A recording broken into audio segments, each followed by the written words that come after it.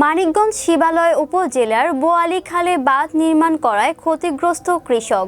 মানিকগঞ্জ প্রতিনিধি জানান, শিবালয় উপজেলার বোয়ালি, তেঁতুলিয়া ও বেলতা চকে ইরিগেশনের পানি নিষ্কাশনের একমাত্র খালটিতে স্থানীয় কিছু অসাধু মাটি ব্যবসায়ীরা বাঁধ নির্মাণ করে ফসলি জমি থেকে মাটি কেটে ইট ভাটায় বিক্রি করছে।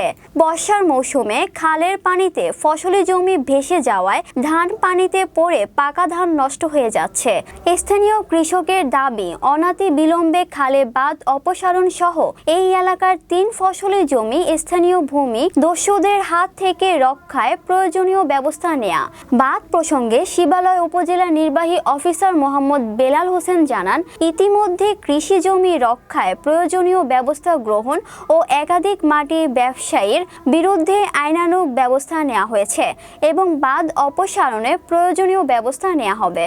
ওদের ভিতরে পড়ছি, এই 3-4টা চকের পানি এই খাল দিয়ে নিষ্কাশন হয়, কিন্তু এই অসাধু কিছু মাটির ব্যবসায়ী এখানে বান দিয়া এই যে ঘূর্ণিঝড়ের যে প্রবল বৃষ্টিটার 1 ফোঁটা পানি বাইর হয় নাই, আমাদের ধান সম্পূর্ণ পানির ভিতরে পড়ে এখন গেড়ে গেছে সম্পূর্ণ ধান। তার প্রমাণ এই যে দেখেন আমাদের এখানেই আছে, আমাদের দেখার মতন কেউ নাই।